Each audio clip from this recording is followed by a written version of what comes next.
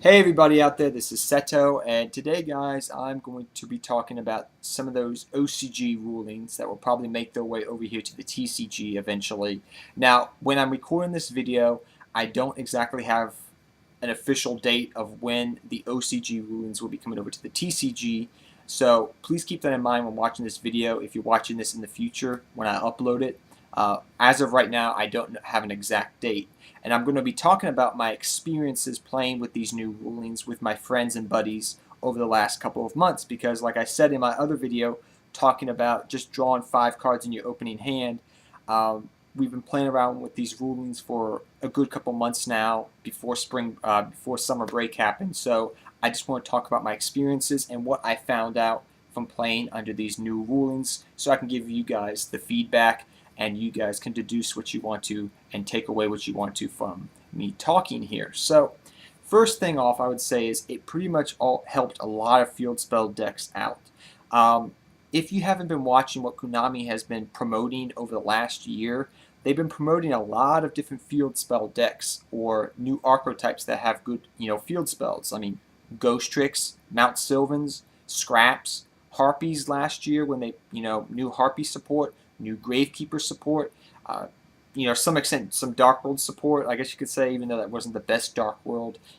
They're kind of promoting field spell type decks to some extent over the last year if you've been watching. But I think a lot of people really will agree with me here that this was a ruling that needed to really be changed, where both players could have their own field spell.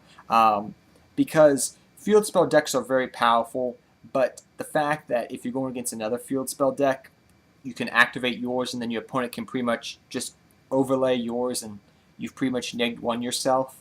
So in that respect, it's something that really I felt needed to be changed. And with the new ruling that both players can have their own field spell, it actually kind of reminded me of Duelist Kingdom. If anybody's actually watched the original Yu-Gi-Oh, you will recall like you could have a ocean zone and a land zone, or a forest zone and a grass zone, and your warriors will get a boost or your insects will get a boost. So it kind of reminded me of the original Duelist Kingdom. And in some other respects, we found that it did give a boost to field spell decks. It made them better. It made some other cards that, archetypes that revolved around their field spells more, like Gravekeepers. You could play more field spell-esque cards because of Necro Valley was on the field longer. So it kind of gave a boost to them overall, if you understand what I'm trying to say. It did, though, made MST a much more valuable cards because you couldn't just, if you were playing a field spell deck and you were going against another field spell deck, you couldn't just anymore just overlay your opponent's field spell, and that would kind of in a way be like an MST. You had to side in some extra MSTs. So in your side deck, we found out that you wanted to at least have your 3 MSTs and maybe a Dust Tornado if you wanted to, just for that extra destruction of field spells. Like I said, it gave a boost to field spell decks, but it did cause some controversy, I guess you could say, in some respects, with some rulings. I don't know if I said that properly. Rulings.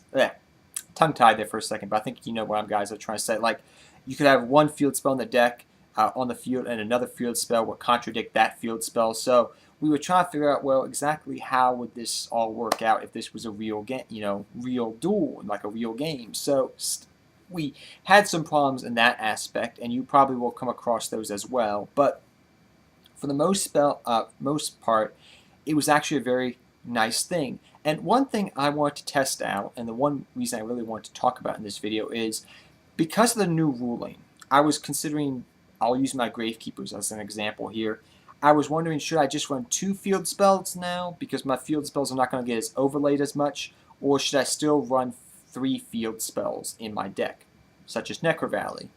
And I found that after testing and whatnot, if my opponent opened up, 2 MSTs on the field right away, in their opening hand, they could just destroy my Necro Valleys, and then I'm out of luck with all these other cards that pretty much become dead in my hand. So we did find, to some extent, even my friends tested this theory out. Should you just still run your 2 field spells or your 3 field spells? If your deck revolves around a certain field spell a lot, you should still run it at 3, we found. It's not a good idea just to cut that down because, oh, the new ruling says it can last on the field longer. There's a lot of ways of blowing up the field now with Exciton Bear, Tinky, Black Rose is still around.